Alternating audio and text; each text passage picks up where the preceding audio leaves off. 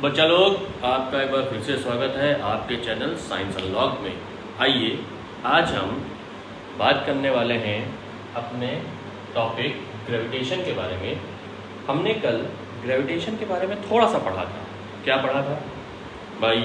ये पढ़ा था कि कैसे कोई ऑब्जेक्ट अगर किसी एक पॉइंट के चारों ओर घूम रहा है, ठीक है, तो किस फोर्स से वो बंधा होगा, और जब वो उस फोर्स से बंधा होगा तो उसकी स्पीड, वेलोसिटी पे, क्योंकि वो सर्कुलर मोशन लगभग कर रहा होगा, तो किस तरीके से उसकी स्पीड और वेलोसिटी पे इफेक्ट आएगा। ठीक है ना? ठीक। साथ ही साथ थोड़ा सा बेसिक कॉन्सेप्ट ग्रेविटेशन का जो कि न्यूटन ने हमको दिया था, हमको समझाया था। ठीक है, तो आज हम उसी को और अच्छे से मैथमेटिकल फॉर्म में समझने वाले हैं। ठीक है, तो भाई चलिए स्टार्ट करते हैं अपना लेक्चर नंबर 2। और लेक्चर नंबर 2 में हम क्या पढ़ने वाले हैं आज हम लेक्चर नंबर 2 में पढ़ने वाले हैं Newton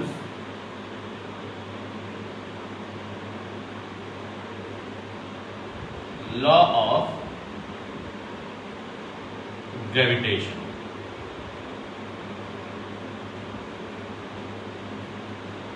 Newton law of gravitation. भाई साहब एक चीज ये समझिएगा कि ये जो ग्रेविटेशन का लॉ है, मतलब अगर हम इसको ऐसे लिख दें ग्रेविटेशनल लॉ, बच्चों बहुत अच्छे से ध्यान दीजिए, ग्रेविटेशनल लॉ अगर हम लिख दें तो ये ग्रेविटेशनल लॉ जो है ये यूनिवर्सल लॉ है। यूनिवर्सल लॉ का मतलब ये होता है कि जो कि पूरी तौर से यूनिवर्सली ट्रू है। ठीक है, यूनिवर्सली ट्रू है। ठीक, तो यहाँ पर आज हम बात करने वाले हैं न्यूटन लॉ ऑफ ग्रेविटेशन की। ठीक है ना? ये प्रमाणित है।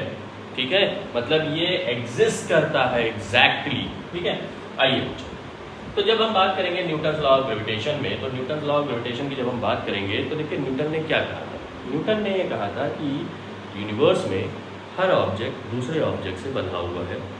ठीक है, इस फोर्स के थ्रू, ग्रेविटेशनल फोर्स के थ्रू। अब इन्होंने, कल मैंने आपको एक चीज़ बताई थी जो इन्होंने अच्छे से सोचा था, समझा था, कि जब इनके ऊपर एप्पल गिरा था जब ये बैठे थे बगीचे में, ठीक है, तो क्योंकि भाई ये कहाँ रहते थे? अर्थ पे रहते थे। अब इनका दिमाग वहाँ से काम किया था कि इन्होंने जो थर्ड लॉ का बेसिक कॉन्सेप्ट दिया था, Newton third law of motion, उन्होंने कहा था every action have equal and opposite reaction.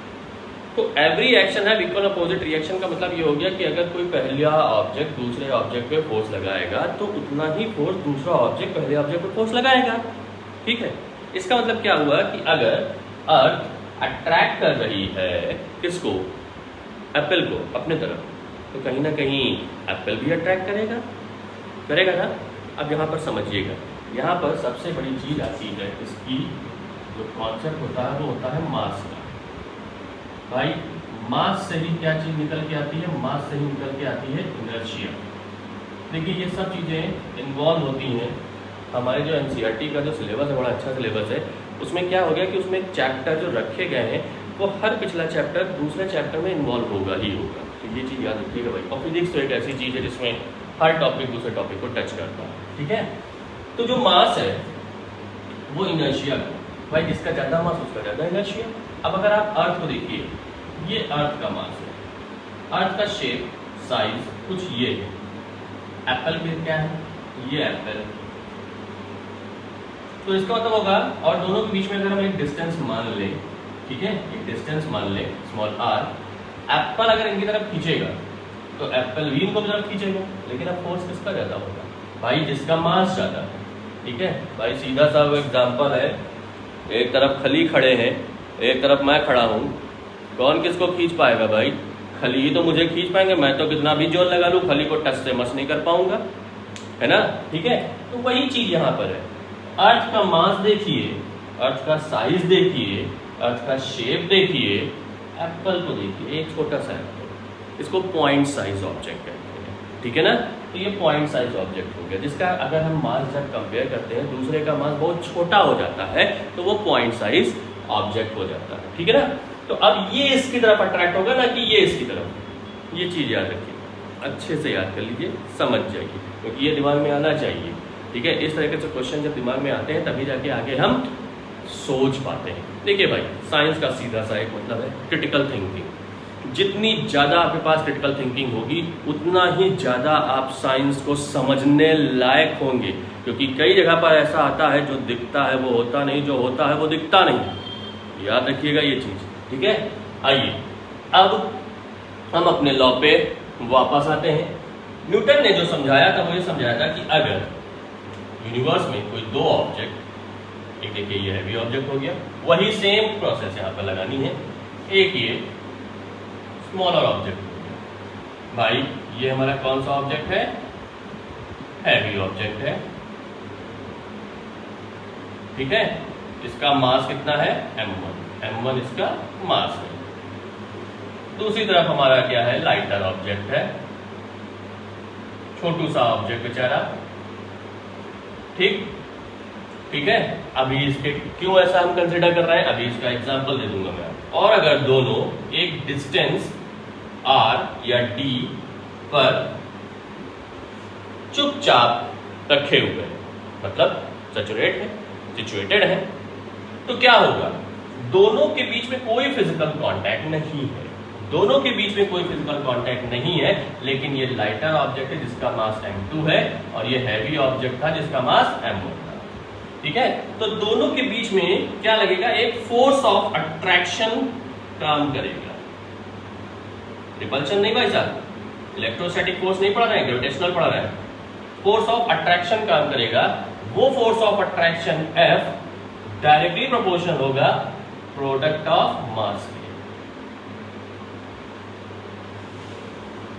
Product of mass,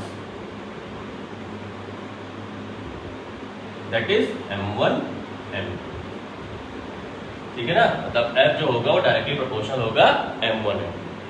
साथ ही साथ जो फोर्स ऑफ अट्रैक्शन होगा दोनों के बीच में, जो फोर्स ऑफ अट्रैक्शन होगा, ठीक है, वो क्या होगा? वो इनवर्सली प्रोपोर्शनल होगा, इनवर्सली प्रोपोर्शनल होगा किसके?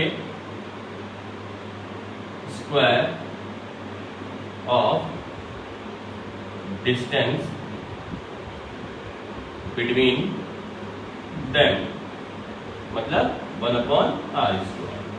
अगर इन दोनों इक्वेशन को हम मिला लें, इसको हमने पहला मान लिया, इसको हमने दूसरा मान लिया, तो from equation 1 and 2 we have, क्या मिला हमको भाई?